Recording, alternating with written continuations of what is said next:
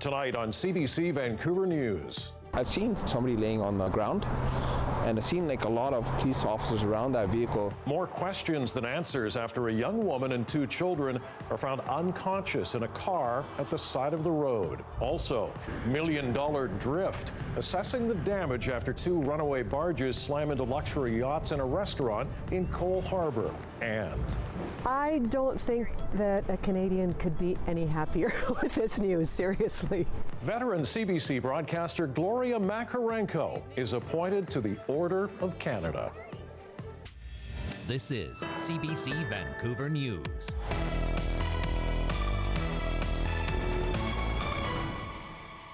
Good evening. A woman in her 20s and two children are in serious condition tonight in hospital after a bizarre car accident in Abbotsford. Police are still trying to figure out exactly what happened, but they think the cause could be carbon monoxide poisoning. Zara Premji has more tonight from Abbotsford. The woman and two children who were found unresponsive in their vehicle last night crashed into this barrier behind me on Claiborne Road in Abbotsford. The day after Christmas, Abbotsford police, paramedics and fire crowded around the small car with the three inside. Police say it appears they were suffering from carbon monoxide poisoning. I've seen somebody laying on the ground, and I've seen like a lot of police officers around that vehicle and a lot of black bags, like garbage bags. Paul Sadu says it all happened right outside of his home around 8:30 Wednesday night.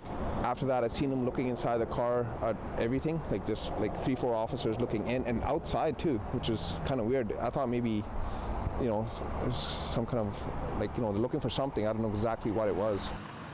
Police were on scene with the car where it came to a stop until around lunchtime, trying to piece together what may have happened. Then a tow truck came, the scene was cleared, and it was seemingly back to normal on Claiborne Drive. But a neighborhood and community are still left with more questions than answers. I've seen somebody on the ground. I don't know exactly who it was. I just seen the legs because the cops were around. And while the circumstances are still unknown as to what could have led to the possible carbon monoxide poisoning last night in the vehicle with the woman and two children, doctors are warning for older vehicles like the one they were found in, it is a possibility to have an exhaust leak without the warning of any smell. Something to keep in mind when driving this winter season. Zara Premji, CBC News, Abbotsford. The driver involved in a fatal early morning hit and run in Vancouver has now come forward to police. It appears at this time the person is not coming forward and will likely try and hide their vehicle. So we're asking anybody that observes anything suspicious regarding a vehicle that has recent front end damage, including a broken headlight, to call our investigators and let us decide if this vehicle is involved. Now, that was the initial plea from the Vancouver Police Department earlier today after a driver fled the scene. At about 3 a.m. this morning, police received a call about a man with serious injuries on Kingsway near Glen Drive. The pedestrian who had been struck was a 39-year-old man from Vancouver. He later died in hospital from his injuries. The 54-year-old driver came forward earlier today. Police say he has been released and charges will be determined after an investigation is completed. A 22-year-old man was assaulted with a knife near Hastings and Main Street last night. At about 9 p.m., Vancouver police responded to a call and found a young man with minor slash injuries. He was taken to hospital. At this point, police have yet to determine a clear motive for the assault, and no arrests have been made. A Richmond man has been sentenced to 14 years in prison for setting a fire that killed his son and mother-in-law more than 3 years ago. As the CBC's Tina Lovegreen reports tonight, the court heard there had been a pattern of threatening behavior in the days and hours before the blaze. Threatening, violent, and spiteful. Those are just some of the words the judge used to describe Sergeant Desange's behavior leading up to the fire. The 40-year-old man from Richmond has been convicted of manslaughter and sentenced to 14 years in prison for setting a fire that killed his son and mother-in-law.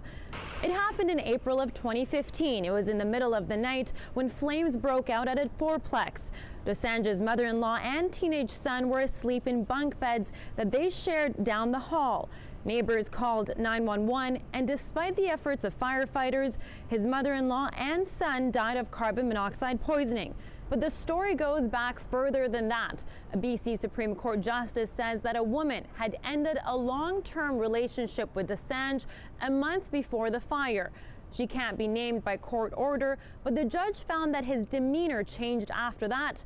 The sentencing reads, He was angry. His comments and behaviors when interacting with both the woman and others were erratic, irrational, and threatening.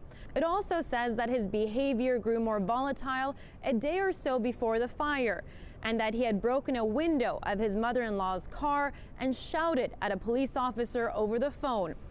8 hours before the fire, the woman told police she was scared of Dosanjh and took her toddler to a safe house. The judge believes that Dosanjh didn't know that his son would be at the house because the plan was for him to sleep at his grandfather's. The judge ruled that his repeated intimidating behavior aggravated his sentence.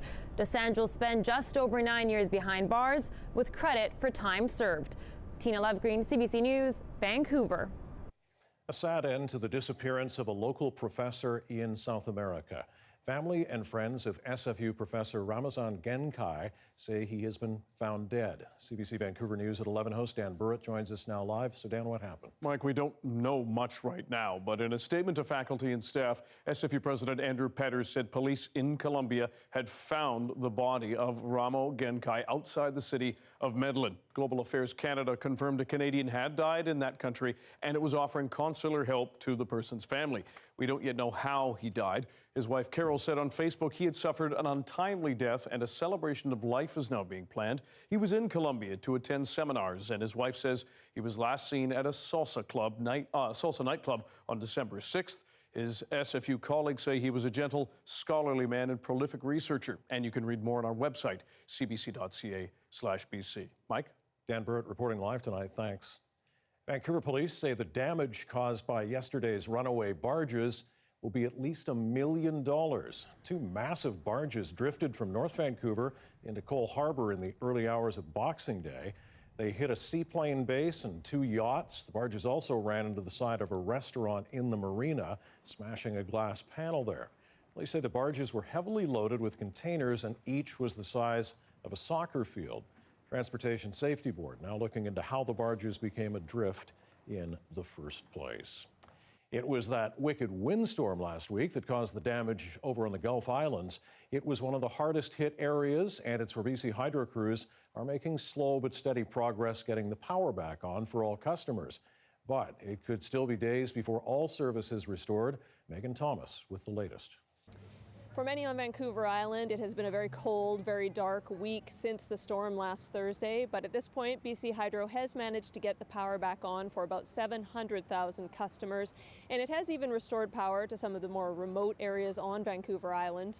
It's a big relief for those who have been struggling to survive without power. I've been speaking with store owners. Some of them have been getting up several times a night to gas up generators or risk spoiling food in their fridges. Hardware stores are sold out of everything you could imagine you would need to get through a power outage. Hotels on the Gulf Islands are overflowing with hydro crews trying to repair all of the damage from this storm. Salt Spring Island in particular has dozens of outages all over the island. BC Hydro has brought in extra crews from Alberta and even the east coast of the country to help. And about 900 of the utility's own employees have also been working non-stop since this storm hit. But it could take at least until New Year's Eve before all power is back on here on the BC coast. And frustration is running high for some who have been without electricity for more than a week at this point. Also, many people without internet service. That's generally not repaired until after the hydro lines have been fixed. But BC Hydro says it is working as fast as it can to deal with all of the damage from a storm that will certainly go down in the record books. Megan Thomas, CBC News, Victoria.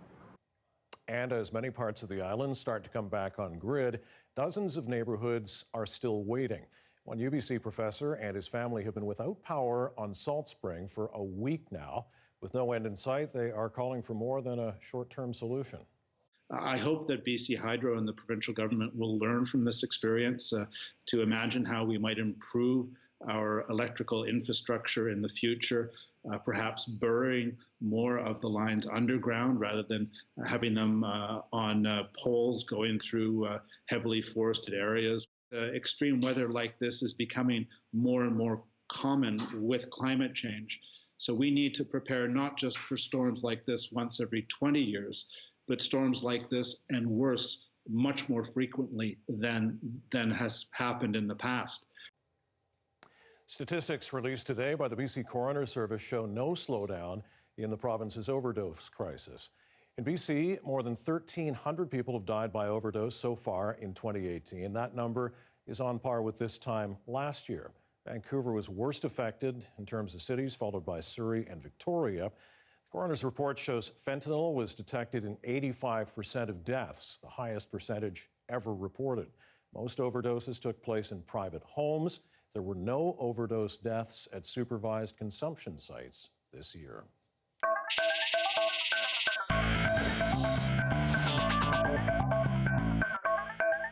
Well, the World Junior Hockey Championships are now in full swing in Vancouver and Victoria. Yesterday, Team Canada gave its fans a pretty nice Boxing Day present in the form of a 14-0 win over Denmark. Well, the boys in red are at it again right now, this time facing off against Switzerland. And Marcus Phillips steps up for Canada. Scooped up by Simon Lecoultre for the Swiss. He got bottled up there by Comtois. Here's Suzuki, swings it back to front, and scores!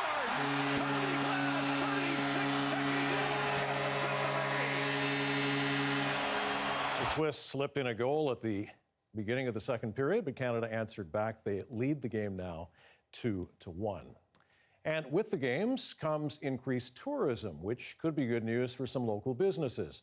Our reporter Mira Baines went down to some of those businesses today, and she joins us in full red splendor tonight. Mira, what was it like out there today? Well, it's a sea of red jerseys for Team Canada, and that's all we saw downtown. So a lot of people are still on holidays. Plus, we see all these hockey fans, and they've been flooding the downtown core. And so we visited a lot of businesses and bars, and we spoke to some of the managers there, and they said that business is booming. Now, back in 2006, Vancouver, Kelowna, and Kamloops held the tournament, and they say that the World Juniors there created about $41 million in economic playoffs, and they're hoping that the same will happen here in Vancouver as we're hosting the World Juniors. Now, we spoke to businesses and bars earlier today, and this is what the businesses had to say. It's been a sea of red and white, a lot of happy people, a lot of Canadian being sold. It's been pretty amazing. We love cheering on our team. This is usually that dead period, that especially after New Year's for hospitality. No one wants to go out after New Year's, and we're going to fill the bar every night that Canada plays. We're going to fill the bar every night anyone plays, because people love hockey. It's Canada. We love our hockey. Yes, we do. And Mira, I hear you ran into some of the parents of the Team Canada players. What was that like? That's right, Mike. We were at Boston Pizza, and some of the parents were actually getting a meal in before the game. And so we spoke to some of the parents of the Team Canada players. They were very excited, and some of them are from much colder places than Vancouver. So some of them were thankful not to have a white Christmas. They were here in Vancouver, not shoveling snow somewhere. And so they were also happy to see the hockey spirit alive and well. And this is what some of the parents had to say. We are Mackenzie Entwistle's parents, and we're happy to be here, and we're happy to represent the people of Georgetown and Hamilton and Canada. I think it gets harder from here on in, but it was a great start. We're pretty pumped. The boys played well last night, and let's see if we can keep it going today. From little kids to old grandpas and grandmas, everybody's out there. They're being supportive. The stores are packed today. Everybody's trying to find the last few Canada jerseys that they could. It's a busy night tonight, and the games are expected to get more intense as we go into that gold medal game. Mike? All right, Mira, thanks very much. Mira Baines reporting live tonight in Vancouver.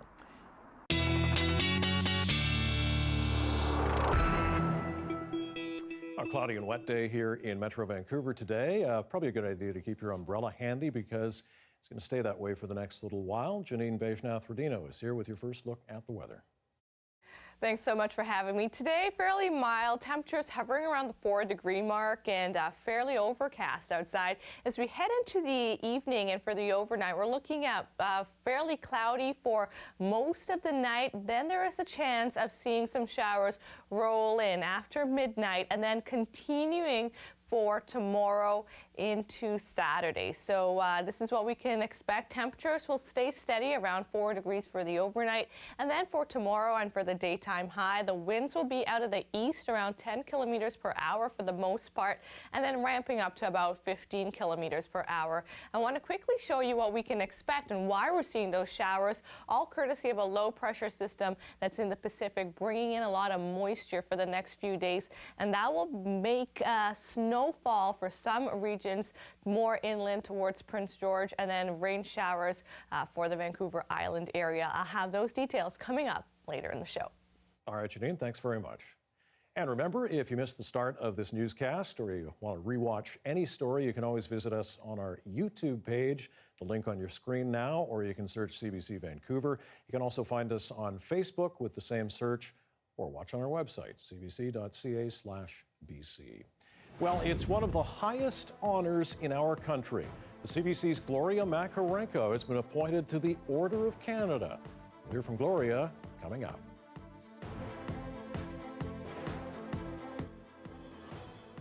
And good evening to our viewers online for tonight's edition of Throwback Thursday. We're going to take you back 30 years. It was right around that time that video games were starting to see a resurgence thanks to the Nintendo Entertainment System, or NES. Former CBC reporter and host Cecilia Walters takes a look at the effect the phenomenon had on families. Stupid flying head. They call them Nintendo addicts. No, I don't have to die, not if I don't want to. Whether it's turtles battling through the sewers, He gonna kill me. or the Mario Brothers rescuing the princess, kids can't resist these games. They're actually hotter than last year. We got a shipment in this week for a sale, and we sold it for 45 in the last 2 days. Of the thousands of toys in stores across Canada, Nintendo is the big one. But we've really limited the hours he plays, because when he plays it, he's in another world. He doesn't hear you talking. He's not there. See him here? Oh yeah, we call him. David. Come on, Dade, let's go. this mother let her 4 sons buy a Nintendo set about 18 months ago. Well, the Nintendo sat on top of that. But her television set is blank now. Nintendo is gone. I gave it away because I couldn't deal with what it did to the children, the amount of conflict that it brought into our house. It wasn't the beeping and the buzzing, it was just what it did to their personalities. The power of concentration, once they've built it up in a game, if they're interrupted by anybody else, the frustration and the anger that comes out was more than I could take. An estimated 1 in 5 Canadian homes has Nintendo, and that's growing. But competitors are pushing Nintendo hard. This is a 16-bit system compared to Nintendo's 8-bit. It's like comparing black and white television to color. Nintendo's reaction? At some point there will be a 16-bit system. It has been introduced in Japan for the Nintendo system in just the fall of this year, I believe just last month. There are plans to bring it to North America maybe as early as 1991. And now that the kids are hooked, Nintendo is reaching out. 3 years ago, 80% of the players were aged 8 to 18. Today, that's down to 40%, with adults making up another 40%. And Decima's poll shows 70% of adults under 35 would be happy to find Game Boy, the portable Nintendo, under the Christmas tree. We've got a little room in the basement that's set up for Nintendo. And on my way, when I go down and put the laundry in, I do occasionally step in and have a short game of Adventure Island.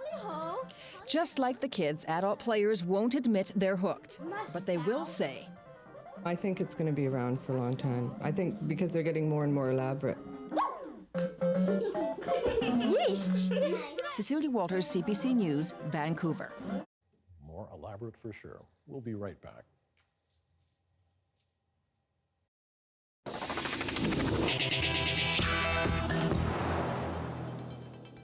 Well, a very special and well-deserved honor today for one of our colleagues here at CBC Vancouver.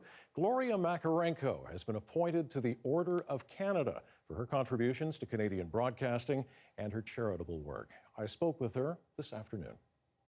Well, first of all, congratulations. Thank you very much. You must be feeling wonderful.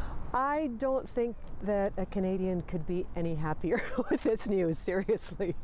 And how did you find out? When did you first learn about it? I heard about it a few weeks ago. Yeah. There was a message on my answering machine from Rideau Hall.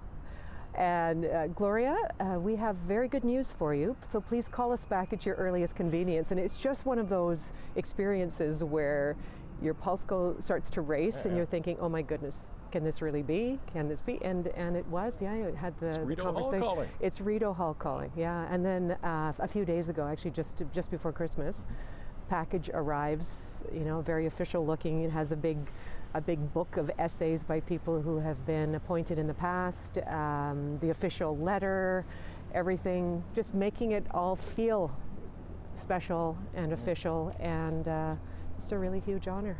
We'll talk about that a little more. You've been recognized for your long career in broadcasting and for your charitable work, obviously things that are important to you.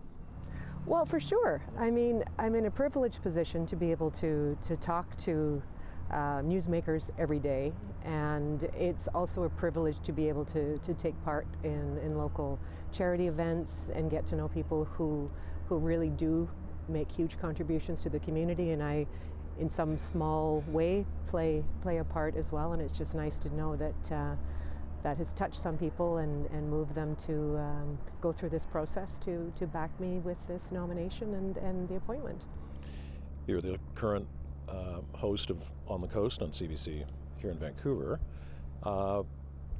Everybody likes to talk about 1988 with you, and that's when you really stepped onto the national stage because of a terrible tragedy. It's true. I was filling in on the National for Peter Mansbridge and hosting. I had just wrapped up the eastern version of the National, and we got word that a jetliner had gone off radar. And so I just basically gave that news to the audience and said, we will bring you updates as they come in. And from that moment on, little by little, we had information coming in about where the jetliner was from, how far off the coast of Peggy's Cove it was, talking to the fishermen on the shore, talking to the emergency officials there, and slowly piecing together the immense tragedy that was unfolding off the coast. And it was an unforgettable evening as a broadcaster. And I think it was an evening where we were on with CBC for 5.5 hours, and I think CNN in the States took us live for 2 hours as well. We were simulcast on NBC. Like, it was an incredible evening. And just to wrap up, you're a Canadian, and now you've received one of this country's highest honors. I mean, it is a remarkable achievement. Let's just say that, and I hope you would agree. I completely agree. It is the best thing that can happen to a Canadian, and I get to wear my pin for the first time today. Awesome. Well, congratulations once again. Thank you, Mike.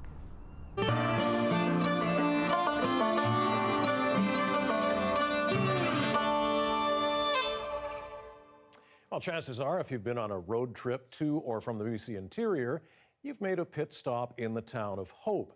This week, our Justin McElroy spoke with Hope's new mayor, who hopes your next visit to town will be about more than just gas and a snack.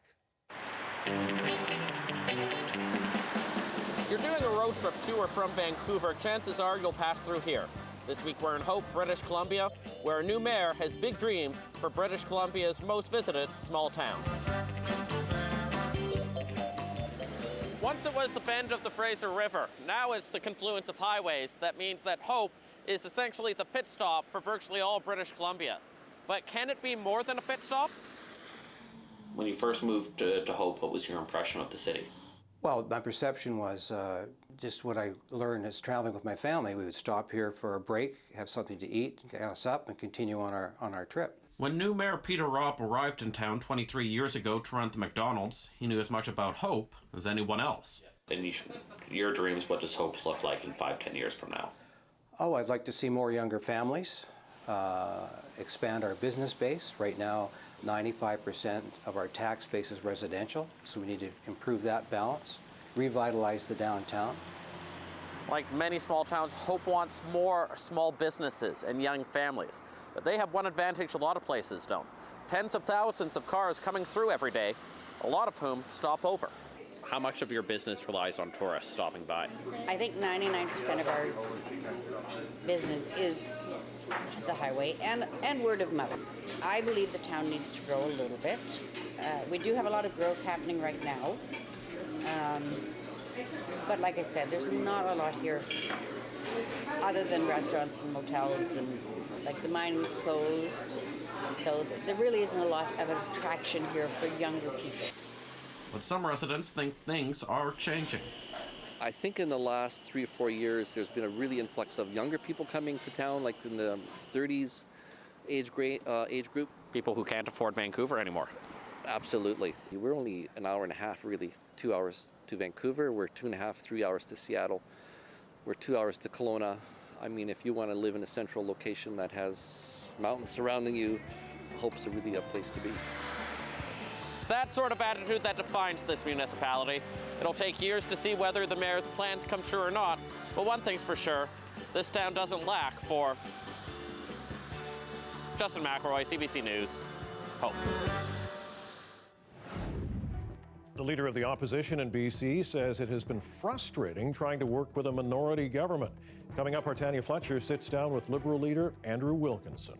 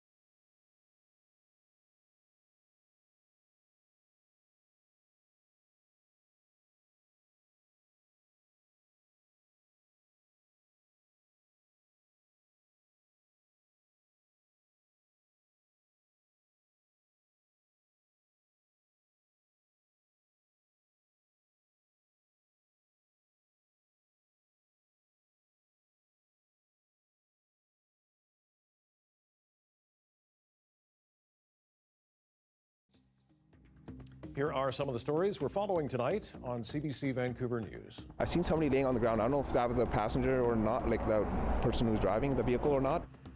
More questions than answers tonight after a woman and 2 children were found unresponsive in a car that went off the road in Abbotsford. Carbon monoxide poisoning is suspected, but investigators have been at the scene since last night. Those 2 massive barges that broke away from their moorings caused at least $1 million in damage. They drifted across Cole Harbour from North Van and slammed into 2 luxury yachts and a restaurant. It is the best thing that can happen to a Canadian, and I get to wear my pin for the first time today. Our very own Gloria Makarenko has been appointed to the Order of Canada for her contributions to Canadian broadcasting and for her charitable work.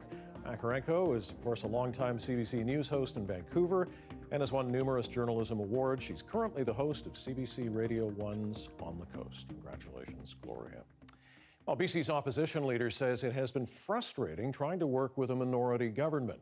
Our Tanya Fletcher sat down with Liberal leader Andrew Wilkinson for a year-end interview, looking back on 2018 and ahead to 2019. Looking back over the past year, what is the one thing that you are most proud of? And what is the one thing you could change if you had the opportunity to do it all over again? The thing that's worked really well is bringing together our caucus and our party in a way that's stronger than I think it has been for years. People are feeling a real sense of cohesion, real sense of purpose, and we've come together as a great team. In terms of something to perhaps do better the next time, it's getting off the ground sooner, I suppose. I was new in the job on February 3rd, and it takes a while to find your feet, but it went really well overall. You've been in this job now for almost a year. Talk about the unique situation you're in, especially being the opposition to this NDP and Green Party alliance. What are the biggest challenges that come with that? Yeah, it's been very frustrating for us trying to deal with the Greens because they maintain that they're an independent organization with their own ways of thinking. They talk a lot about independent policy and evidence-based policy, and then they just vote slavishly with the NDP. The suspension scandal dominated the last 2 weeks of the fall sitting, and yet the session wrapped up with no emergency debate in the House and no emergency meeting held as you had requested. So when we hear people like John Horgan and Mike Farnworth come forward saying they can't comment because there is an ongoing investigation, how do you argue that? Well, that's true in terms of the actual allegations that might arise against the two individuals who are removed from their positions. But the Auditor General has an overriding purpose to make sure that the financial credibility of British Columbia is intact and that taxpayers are being told the truth about their finances. That's an overriding obligation. And there are legal mechanisms whereby the Auditor General could be completely informed about what's going on. She's been kept in the dark. There are a lot of questions about the legislature right now, and the high-handed behavior of the Speaker has not helped. He's been quite erratic and providing varying answers that differ day by day. He's retained 2 special advisors who give contradictory answers to him. The whole thing has this air of the Keystone Cops about it. And that's not good for the people of British Columbia who are supposed to have faith in this institution.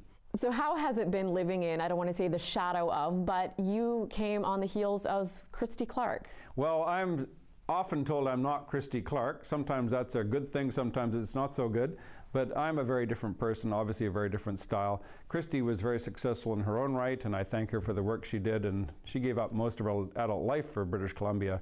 And so I've now got this job, and we'll put my own stamp on it, and we'll have, hopefully, a lot of fun making sure that British Columbians have a real choice in the next election.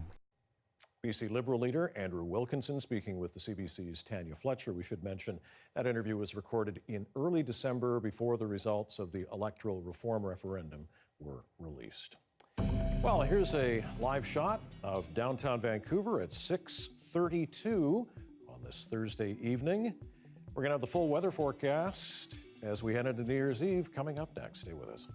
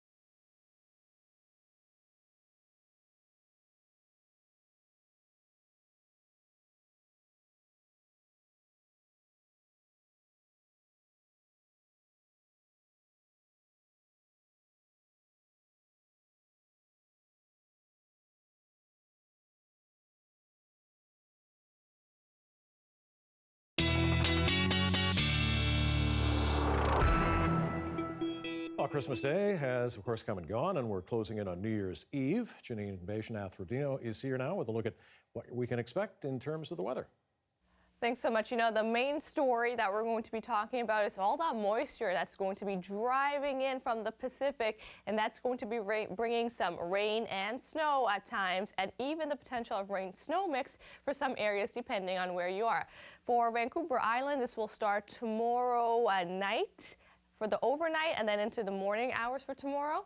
And this is what you can expect for some of the other regions. We're looking at Abbotsford, a mix of rain, snow, 3 degrees for the high, 1 degrees for Hope. As we head towards Victoria, it'll be a rain story for you there. And for Comox, 3 degrees with rain. Now for tomorrow, for these areas, for Prince George, -4 for the high. We're talking about snow expected there. Kamloops -2. That sort of precipitation will be in the form of snow. We're looking at a mix of sun and clouds for Cranbrook, going up to a high of only -6. Whistler -3. Snow expected there. And as we head closer towards the coast, and when we're seeing that warm moisture off of the Pacific and the moisture coming in, it'll be rain for Prince George at 7 degrees for the high, and Port Hardy 5 degrees for the high. And just how much in terms of accumulated precipitation are we going to expect? In terms of the snowfall, as we head north to higher elevations to Prince George, around 20 centimeters of snow, 15 centimeters for Squamish.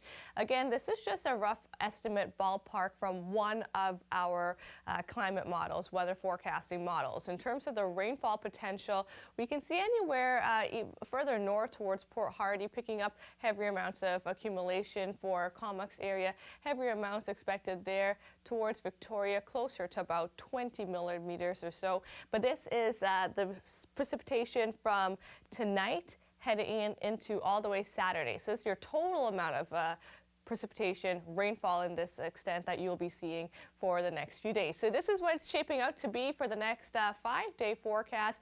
Rain tomorrow, high of 4 and 5 degrees. Temperatures sort of rise into the overnight. Saturday, 9 degrees, well above seasonal, 3 for the overnight. And then for Sunday and Monday into Tuesday, that is New Year's Day, well, we're looking at drier conditions expected there, and temperatures starting to feel closer to seasonal for this time of year. That's a look at your forecast. I'll send it back to you.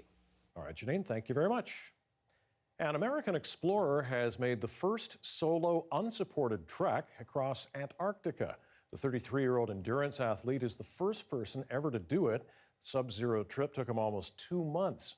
CBC's Sophia Yurkovitz explains. The bold 33-year-old from Portland, Oregon is the first person ever to trek across the continent of Antarctica unassisted. Colin O'Brady hiked from coast to coast, passing through the South Pole unsupported. O'Brady plowed 1,500 kilometers through the snow and ice, dragging 2 months of supplies on a 400-pound sled. And he did it in 54 days.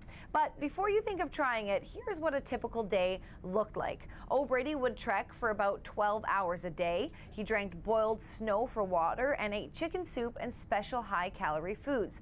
Oatmeal with extra oil and protein powder, and bars containing 4,000 calories. He was eating 7,000 calories a day, almost 3 times a normal diet. Now, he had a compass and GPS to help stay on course when he couldn't see, which was common due to the blowing snow and freezing temperatures. The New York Times described O'Brady's efforts as one of the most remarkable feats in polar history. Adding to the satisfaction of setting a world record, the American also beat a rival adventurer. Britain's Lou Rudd started at the same time as O'Brady and has yet to finish. Both men were attempting to be the first to complete this solo, unassisted crossing of the Antarctic. Sophia Yurkovitz, CBC News. A licensed pot producer is in trouble with the federal government after it tried to meet demand by turning to the black market. And that's cost some executives their jobs. Well, more on that next.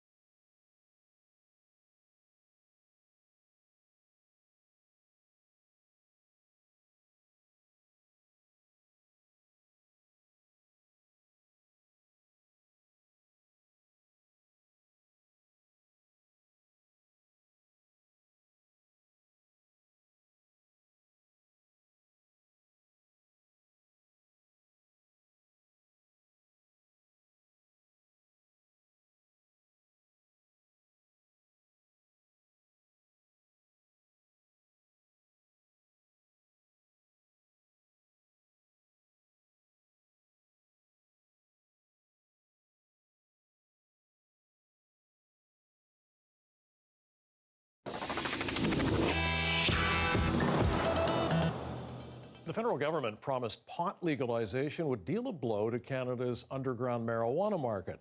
But Canada has a supply and demand problem when it comes to legal pot. And tonight it appears even one of Canada's licensed producers may have turned to the black market.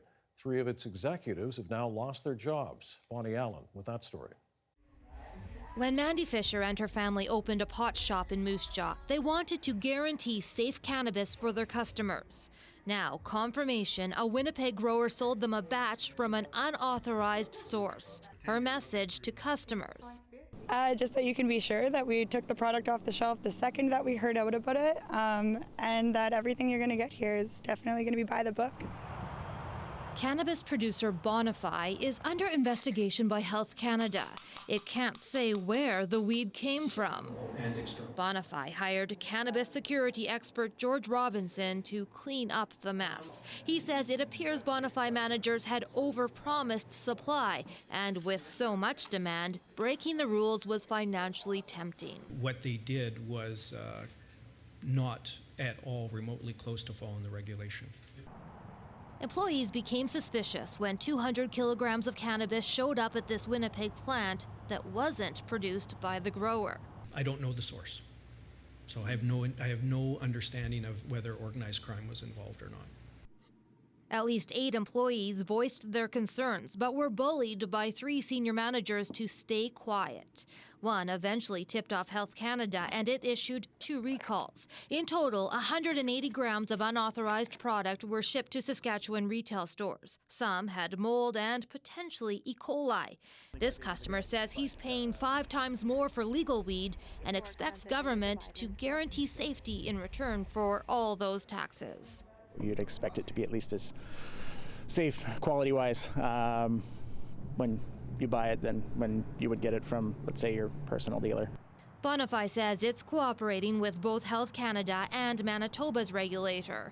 It won't comment on a possible police investigation. Bonnie Allen, CBC News, Moose Jaw, Saskatchewan. As the Meng Wanzhou case continues to play out here in Canada and China, there is renewed scrutiny tonight about the telecom giant she works for. Huawei has been a dominant player in developing the next generation 5G mobile technology. But with success comes suspicion its equipment could harm national security. As more countries weigh a Huawei ban, Salima Shivji looks into whether Canada should do the same. Front and center in Beijing today, a report from Reuters that the U.S. president is preparing to sign an executive order making it impossible for American companies to use Huawei's equipment. A purely political move made without a shred of evidence, China says. The order would be confirmation of the U.S. stance that Huawei's equipment could easily be used by the Chinese government to spy on Americans. The U.S., Australia, and New Zealand have all banned Huawei from their networks. Canada hasn't gone that route, nor has Britain, but that may soon change. In an interview today, the UK's Defence Secretary says he has grave and very deep concerns about Huawei providing the 5G network in Britain. That leaves Canada somewhat isolated, says this former director of CSIS. That really puts all of the pressure on Canada as the sole ally of a sole member of the key partnerships that is now going to be relying on inspecting equipment to see if it can find traps and backdoors in the equipment. Before executive Meng Wanzhou's arrest, a different kind of pressure from Huawei lobbyists.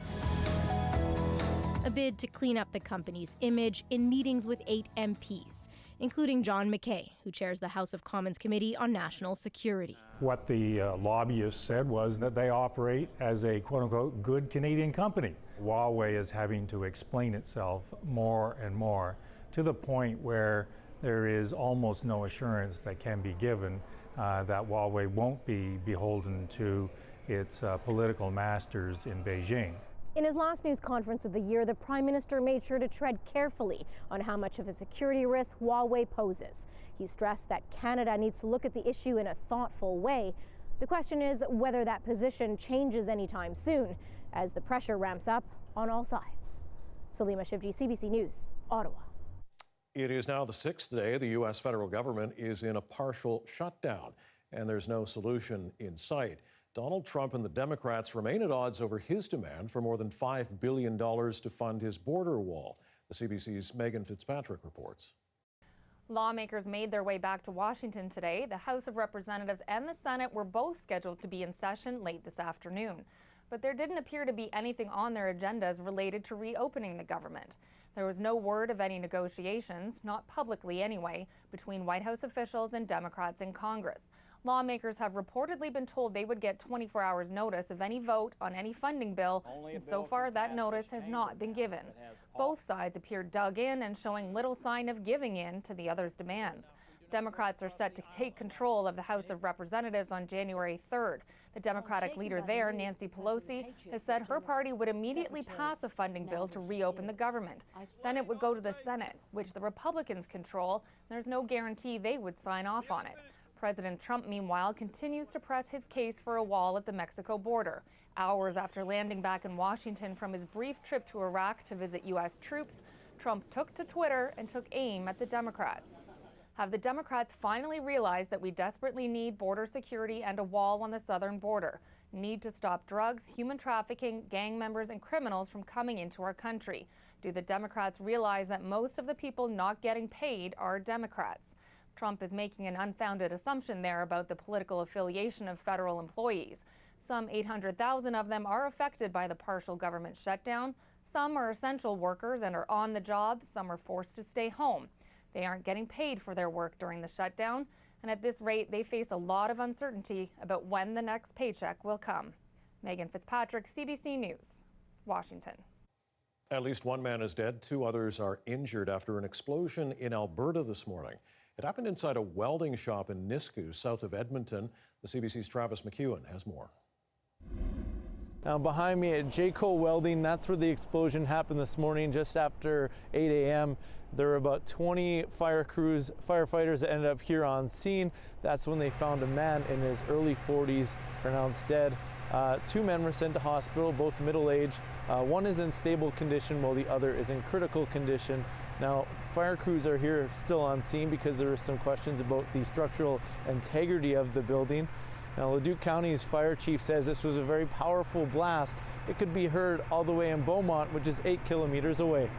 So it was about 8:15 this morning. We heard a loud whoomp at the station, and I think I've heard that whoomp was felt at least as far away as Beaumont, so it was a pretty good explosion.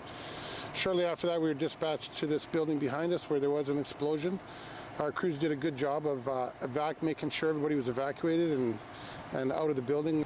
Now, this explosion occurred in a welding shop, and crews ended up finding acetylene tanks inside that would be used for welding, and they vented off those tanks to decrease the chance of another explosion. Now, as far as the investigation, Occupational Health and Safety will now take it over. Travis McEwen, CBC News, Nisku. Working high above Halifax Harbour, crane operators keep the lifeblood of the global economy flowing. They are one of the many crucial links in an increasingly complex business of shipping, connecting the land and sea transportation. CBC's Brett Ruskin got a rare access into one of Canada's busiest ports. It's estimated that 90% of global trade relies on shipping containers that are lifted up by shipping cranes like these ones here. And so this is how the Halifax port keeps those containers moving. It's not a good job if you're claustrophobic. After you. Thank you. Sorry. And definitely not if you're afraid of heights. It's pretty intense at times. This is Terry Smallwood. He's been working these cranes for nearly 2 decades. It is kind of like a video game, and except you don't get 3 lives here. It's a job measured in minutes, tons, and centimeters. This container weighs 26 tons. That's like swinging 2 school buses from atop a 15-story building. Then you have to slot them perfectly in place. I have, like, when you see the cell guide, I have no room on either side of the container. You have to be dead on. A good operator can lift, move, and lower a container in less than 2 minutes. Get the cargo off, get the cargo on, turn the ship around. Its main purpose is to be transiting to the next port of call. So the shorter we make that time, the more efficient we use that time, the better it is for the customer. And those customers keep coming back. Last year was one of the busiest for the Port of Halifax, with more than 500,000 containers moved. They came from Europe, Asia, and South America. Each day, trucks and trains leave here for Toronto, Montreal, and south of the border. And in those containers, just about everything. So like cameras, TVs. We've seen livestock. We've seen, there's lots of frozen commodities going, lots of meat, lots of French fries, lots of interesting stuff. And so again, thanks to this port, Halifax is connected to more than 150 countries all around the world. Brett Ruskin, CBC News, Halifax. Well, you've no doubt heard of cat cafes before, but now one here in Vancouver is playing host to, those guys, rabbits. Over the holidays, we'll take you for a tour right after the break.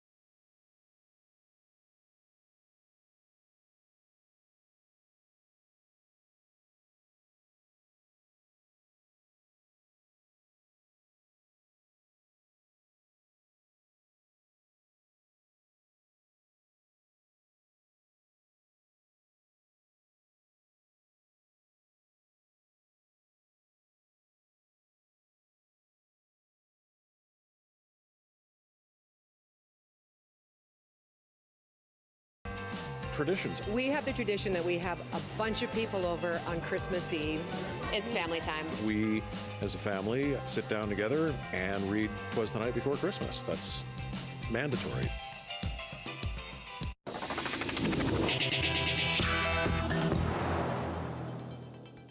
An Alberta couple will soon turn off the switch on a well-known local Christmas light extravaganza.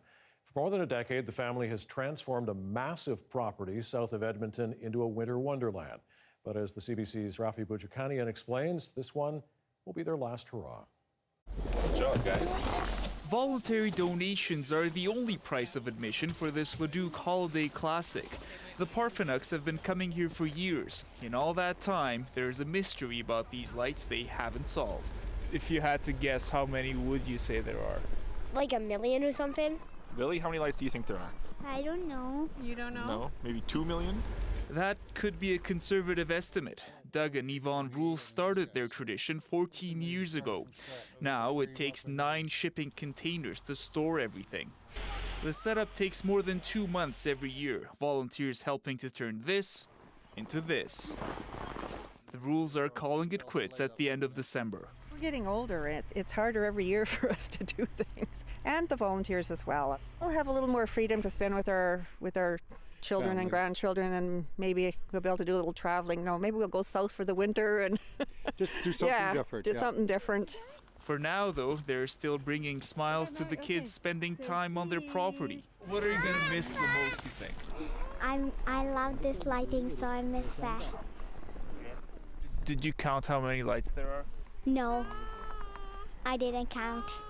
Also hard to count, the amount of help the rules have provided the local food bank since all this started. The bank estimates close to $1 million worth of food over a decade. The rules say they're in talks with some organizations to take over the lights display next year, but they're taking the mystery of the numbers with them. Sort of. We don't know how many light bulbs are here. We have no idea how many light bulbs are here. How many strings of lights. Rafi Bujikanian, CBC News, near Leduc, Alberta. Well, hopefully somebody will take it over. Well, Vancouver's Cat Cafe has been a popular destination lately after teaming up with the Rabbitats Rescue Society. Normally full of cats, the cafe is now hosting dozens of rabbits, all of them available for adoption. It's been such a hit that the event has now been extended to this Sunday. We went to check out what's made it such a success. We have some space in the lounge over the holidays, and so we thought we'd partner with Rabbitats to give them opportunity to showcase what they do with their rescuing of the bunnies.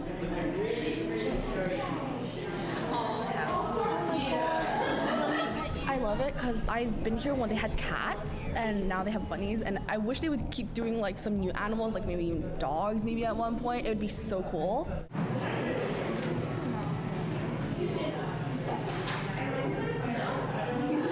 A lot of them were bunnies that were dumped on the streets. Right now, between the housing crisis in Vancouver and just the sheer number of rabbits out there, a lot of rabbits are being abandoned. I have 2 rabbits myself, so I really love rabbits. But why come here if you've got 2 at home? I love to see them and talk to them and play with them and pet them. I love how calm they are and how gentle they are, and obviously they're super cute and fuzzy as well. It doesn't hurt. Anything that surprised you? Yeah. They're not as shy as you would expect them to be. You would love all of these bunnies to have homes. The bunnies that we pick to bring to events like this are bunnies that we really want to live in a home somewhere. It's been a definitely different experience. Rabbits are really more interactive than I thought they were going to be. They really enjoy being around people more than I thought they would. But the cleanup has been more than usually cats. They're a bit more dirty than cats. It's definitely different. Okay, it's time for us to hop on out of here, but you can always find our news program online at cbc.ca/BC.